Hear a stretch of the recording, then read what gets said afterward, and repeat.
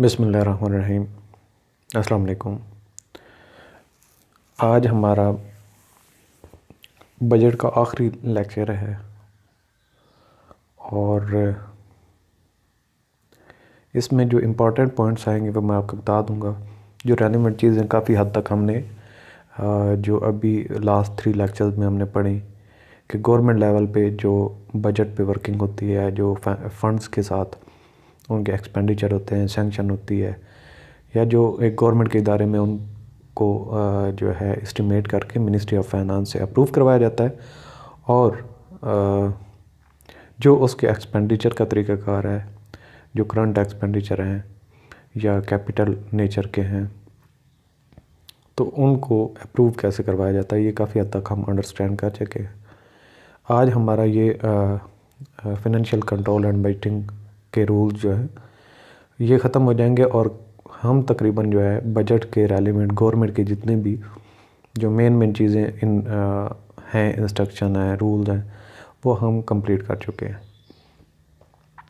Budgetary procedure.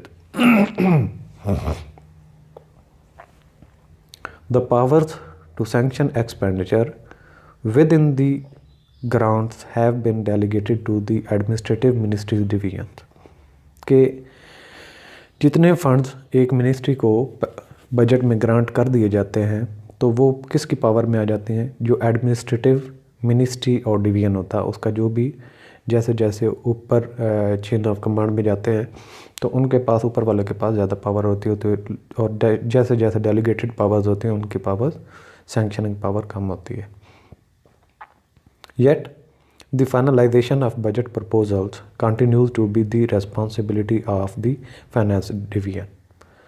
लेकिन इसके बावजूद भी जो मिनिस्ट्री ऑफ फाइनेंस है उसको इन्वॉल्व रखना भी होता है हर मिनिस्ट्री ने, और उसको होना भी पड़ता है ताकि वो बजट के प्रोसेस को जो एज़ पर उनके प्लान्स हैं उसी तरीके से उसको एग्जीक्यूट किया जाए। Budget is therefore to be used as the most important instrument of financial control। लिहाजा जो बजट है यही एक इंस्ट्रूमेंट है, एक हथियार है जो इसको जिससे फाइनेंशियल कंट्रोल किया जाता है, यानी कि रुपए पैसे की अलाटमेंट और उसके एक्सपेंडिचर को कंट्रोल किया जाता है। No proposal for expenditure shall be included in the budget unless these have been concurred in by the finance division after scrutiny. कोई भी मिनिस्ट्री अगर अपनी डिमांड भेजती है ग्रांट के लिए, सप्लीमेंट्री ग्रांट के लिए, तो उसको फाइनलाइज नहीं किया जाता, उसको अलाट नहीं किया जाता, उसको कंसीडर नहीं किया जाता जब तक मिनिस्ट्री ऑफ फाइनेंस की जो डिवीज़न है उसको स्क्रूटनी न कर ले। The scrutiny of budgetary proposal by ministries division through the financial adviser for inclusion in the budget shall as far as possible be undertaken by the finance division as pre-budget exercise। तो budget final करने से पहले जो exercise होती है, जो ministries को budget call circular issue किया जाता है, उसके जितनी भी मिनिस्ट्री अपनी वर्किंग करती है, अपने एक्सपेंडिचर के जो प्रपोजल्स हैं वो अपनी डिवीज़न से, सब डिपार्टमेंट से कलेक्ट करती है, तो वो फर्दर जो है वो कोलैबोरेट करती है फाइनेंशियल एडवाइज़र्स के साथ, जो कि एक रैप होता है मिनिस्ट्री ऑफ फाइनेंस का, वो स्क्रूटनी करने के बाद ही फॉरवर्ड करता है मिनिस्ट्री ऑफ फाइनेंस को। लिहाजा बहुत सारा काम जो है मिनिस्ट्री ऑफ फाइनेंस का वो फाइनेंशियल एडवाइज़र हर मिनिस्ट्री में फ़ाइनल करके ही इनको फॉरवर्ड करता है। The budgetary proposals shall be submitted by administrative ministries divisions to the financial adviser. जितनी भी मिनिस्ट्रीज़ हैं वो अपने जो है बजट के प्रपोजल फाइनेंशियल एडवाइज़र को भेजेंगे with the approval of the principal accounting officer, यानी कि उस पर सेक्रेटरी पहले उसको अप्रूव करेगा, उसके बाद फाइनेंशियल एडवाइज़र की तरफ जाएगा। The financial adviser shall carefully scrutinise the proposals before agreeing to the budget provision. तो बजट प्रोविजन फाइनल करने से पहले प्रिंसिपल अकाउंटिंग ऑफिसर की ये पहले ड्यूटी बनती है, वो उसको देखे, उसके बाद जो है फाइनेंशियल एडवाइज़र जो है प्रिंसिपल अकाउंटिंग ऑफिसर के साथ डिस्कस कर सकता है कोई भी उस पर, अगर उसको क्यूरी हो। जब वो उस चीज़ से एग्री होगा तो ही उस प्रपोजल को वो फॉरवर्ड करेगा।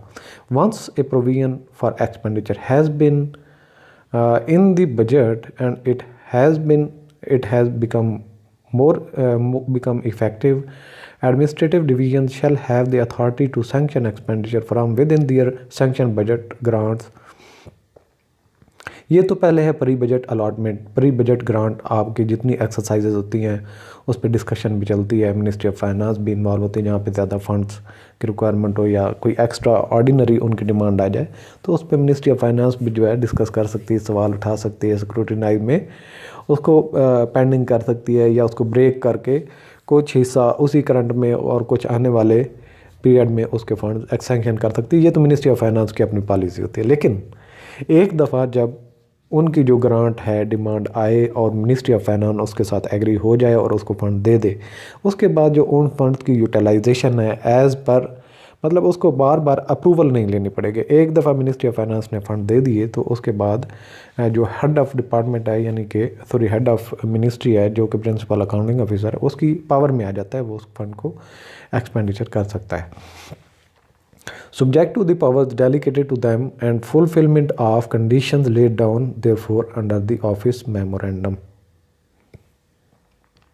Ministries divisions while issuing expenditure sanctions without further consultation with the financial advisor in cases within the financial competence of the principal accounting officer shall ensure that object wise details are known both in part 1 and 2 budget estimate। तो budget estimate जो होते हैं उसके part 1 2 में सारी details भी दी होनी चाहिए और किस हेड में कितने फंड्स चाहिए थे, मतलब उनके हेड वाइज उसको ओवरलैप नहीं करेंगे। The salient features of the budgetary procedure shall be as budget एक कंटिन्यूस प्रोसेस। पहले भी हम पढ़ चुके हैं कि बजट वंस नहीं होता, एक बजट अलाटमेंट होती है उसके बाद कुछ जुलाई में जून में ख़त्म होता है, जुलाई में इशू होता है और अगस्त में तकरीबन जाके फंड्स उसको प्लेस होते हैं और जो अक्टूबर में बजट कॉल सर्कुलर इशू हो जाती है, उसके बाद प्रपोजल्स होते हैं वो दिसंबर जनवरी तक कंप्लीट होते हैं। उस पर उसके बाद डिस्कशन होती हैं उन पर जो मुख्तलिफ़ कमेटियाँ हैं, जो नेशनल असम्बली की कमेटीज़ हैं वो काम कर रही होती हैं। इसके बाद जो है काबीना उस पर काम करती है, काबीना भी अप्रूवल देती है, उसके बाद जो है उसको नेशनल असम्बली में लेके जाया जाता है। तो ये पूरे साल का एक जो है एक प्रोसेस होता है, एक ख़त्म होता है दूसरा शुरू हो जाता है। Budgeting being a continuous process, the preparation of budget shall begin well ahead of the year to which it relates।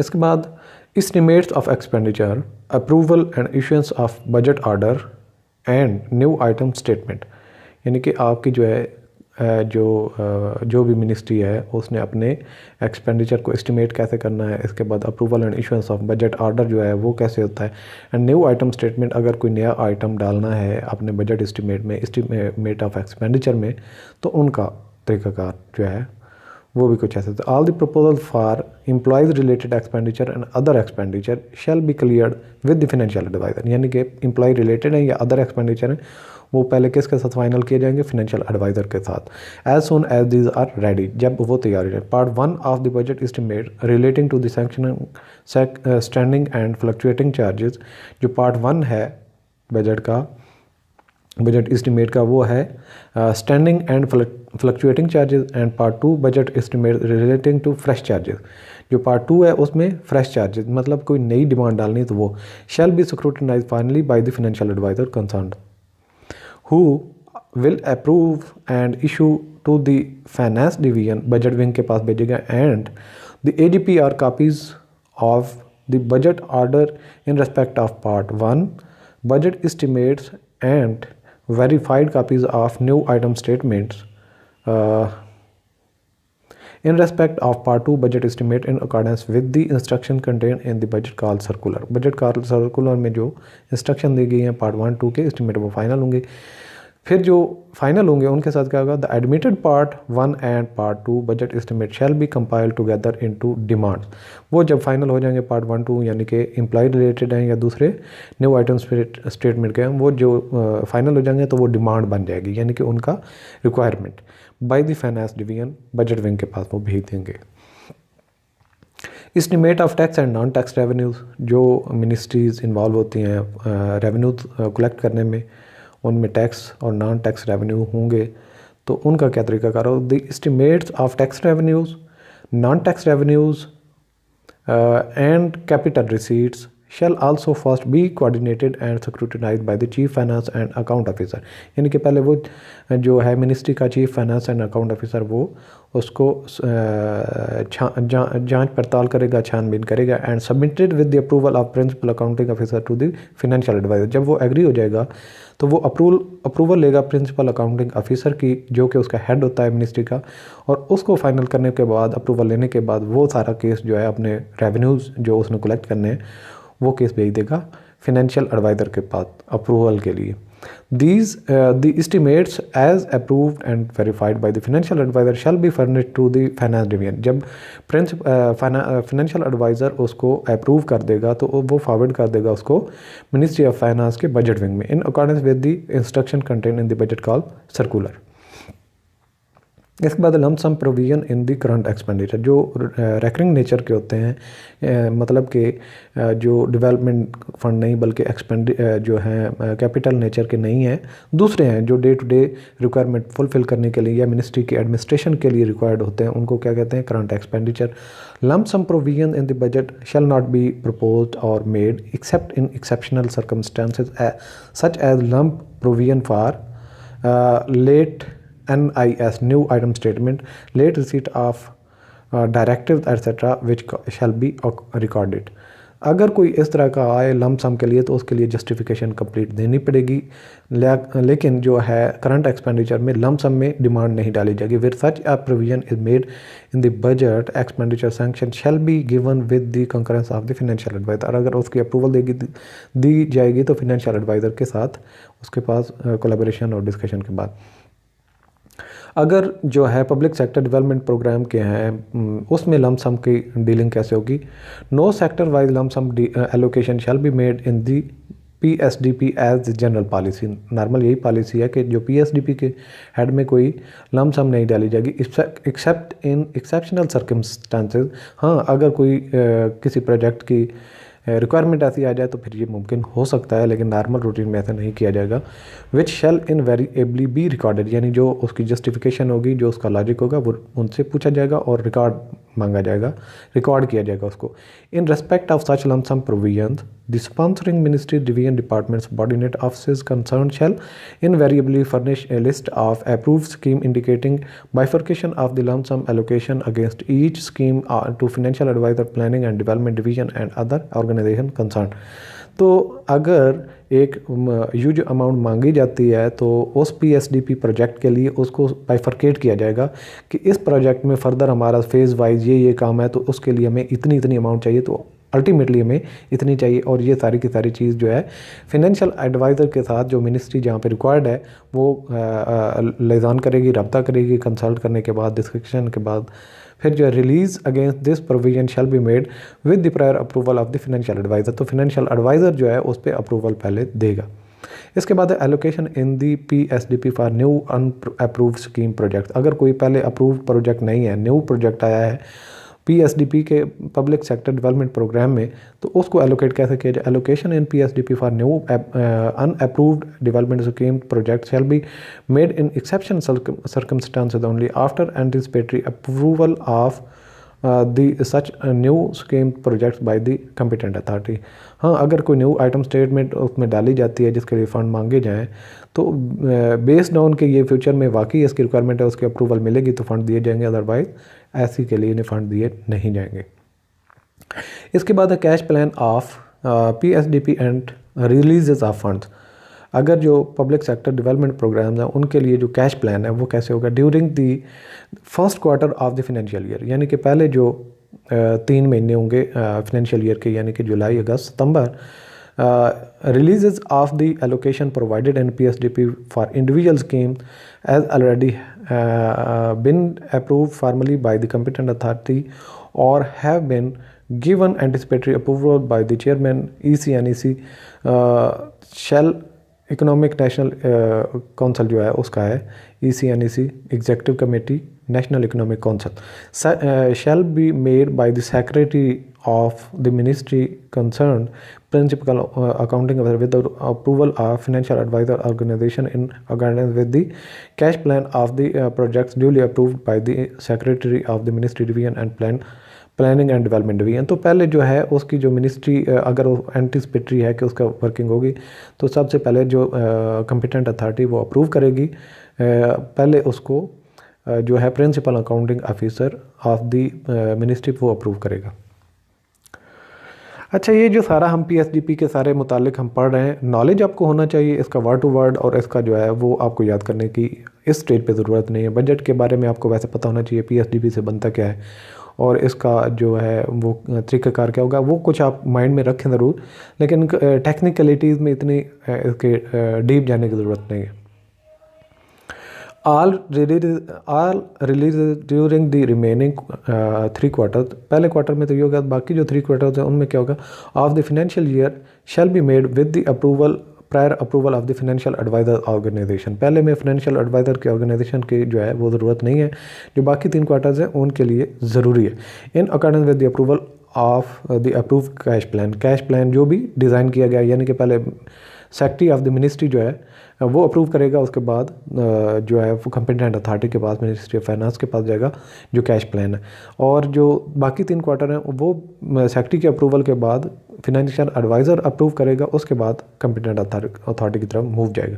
The release shall be subject to utilization of funds release earlier, यानी कि जो पहले आपको fund allot किए गए थे उस ministry को वो पहले कंज्यूम करेगी, उसके बाद न्यू जो है कैश प्लान के हिसाब से वो अपनी डिमांड डालेंगे। After furnishing a certificate by the principal accounting officer recording satisfactory implementation of approve work plan for the previous quarter of the financial year, यानी कि अगले जो कैश प्लान होगा, जो क्वार्टर होगा, उस पे डिमांड डालने से पहले जो मिनिस्ट्री का सेक्रेटरी है वो एक अपना सेटिस्फैक्ट्री सर्टिफिकेट देगा कि वो जो काम पहले हुआ है उससे सेटिस्फाई है और मज़ीद फ़ंड जो मिलेंगे उसको बेहतर अंदाज में इस्तेमाल किया जाएगा। The release shell not B duly delayed, उनको डिले नहीं किया जाएगा।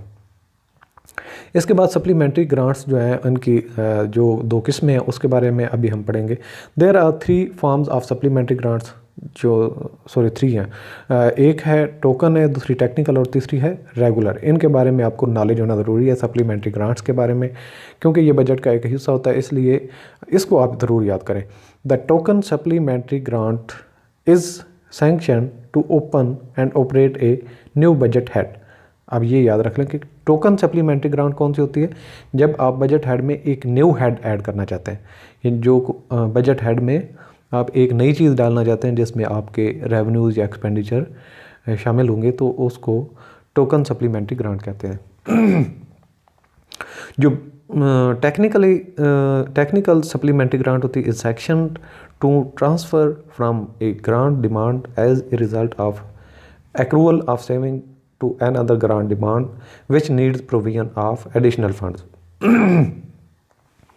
तो यहाँ पे ये कहा गया है कि जो आपके एक बजट हेड में अमाउंट कुछ बच जाती है, दूसरे में ओवर एक्सपेंडिचर हो जाता है, दूसरे में शॉर्टेज हो जाती है, एक की सेविंग दूसरे में आप यूटिलाइज़ करना चाहते हैं, तो इनकी जो म्यूचुअल ट्रांसफ़र होगी या जो आपस में एक हेड से दूसरे में ट्रांसफ़र करेंगे, लेकिन एक्स्ट्रा डिमांड आप नहीं करेंगे, इसको क्या कहेंगे, सप्लीमेंट्री ग्रांट।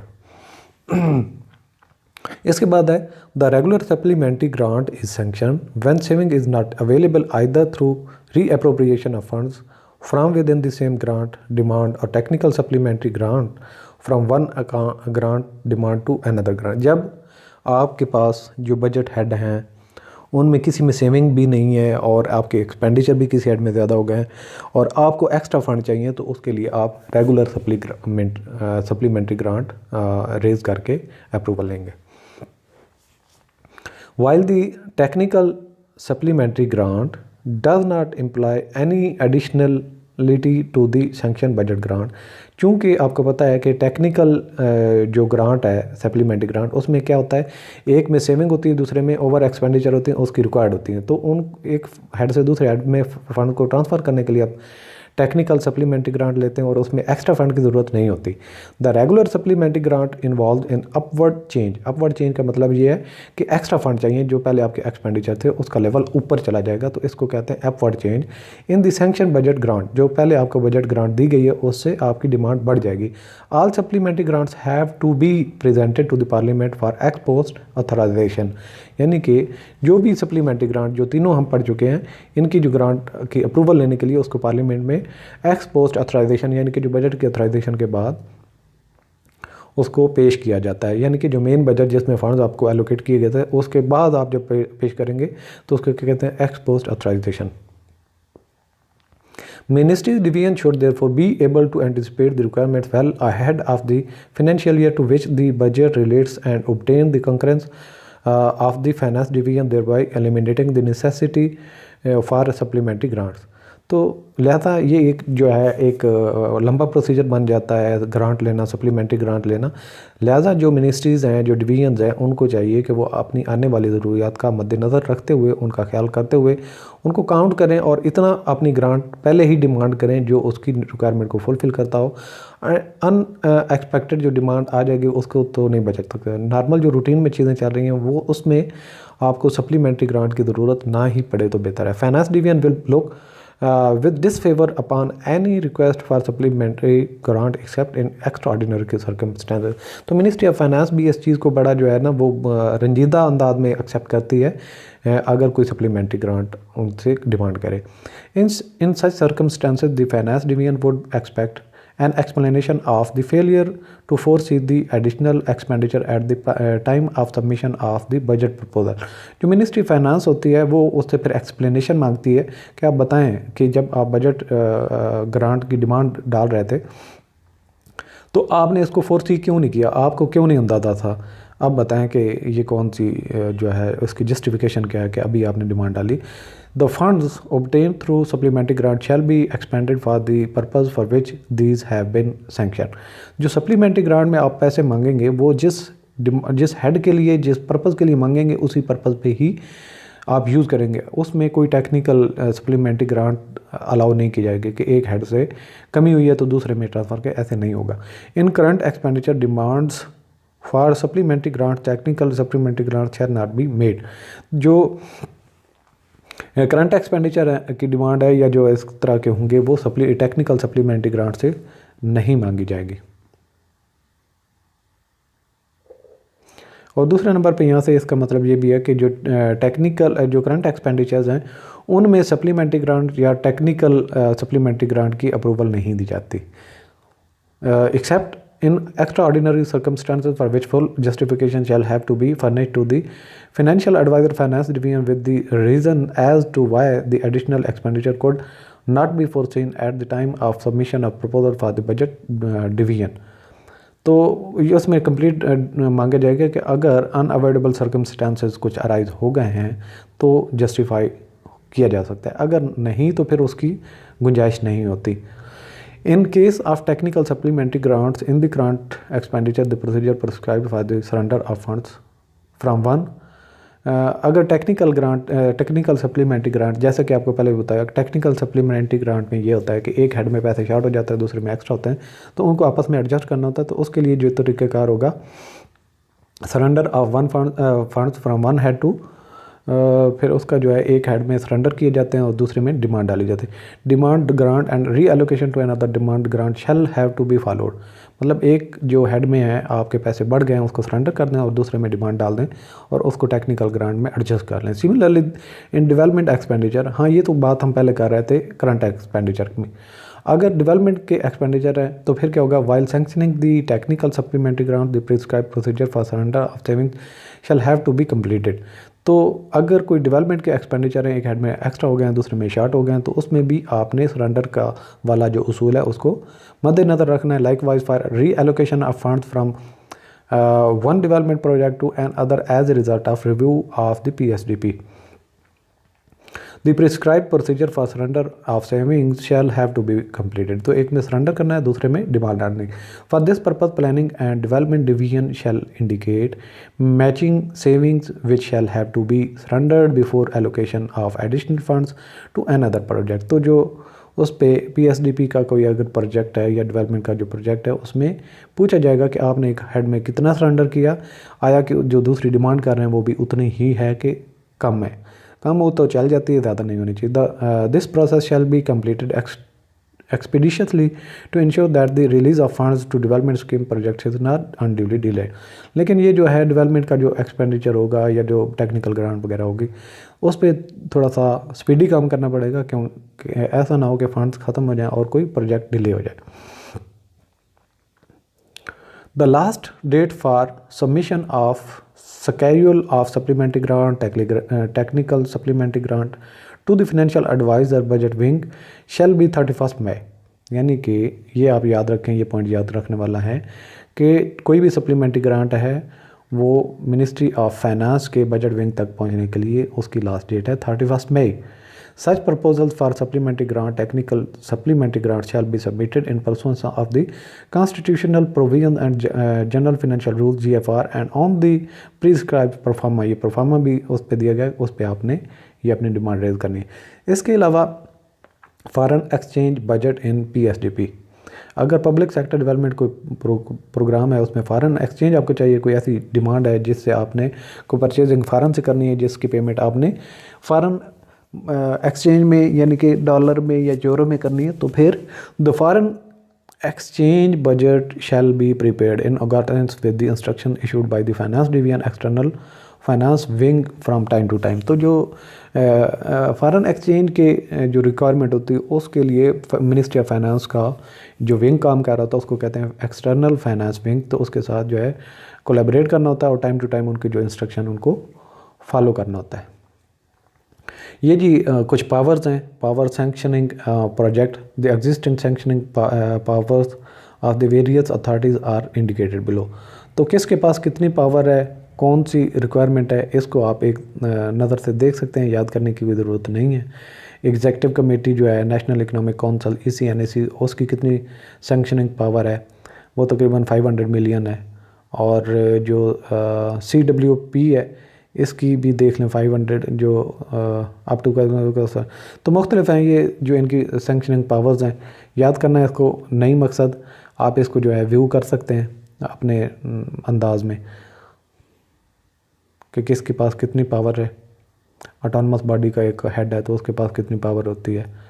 और इसके अलावा air for development sub committee जो है ADSC उसकी कितनी है, नॉर्दर्न एरियाज़ का जो मुख्तलिफ, ये याद रखने वाले रट्टा लगाने की इसकी ज़रूरत नहीं है, बस आप एक नज़र से देख लें कि किसका कितना है। और इससे क्वेश्चन नहीं पूछा जाता नॉर्मली आपके जो है सिलेबस से कि किसकी कितनी पावर है, बस सिर्फ ये कि आप अपने नॉलेज के लिए इसको व्यू कर सकते हैं।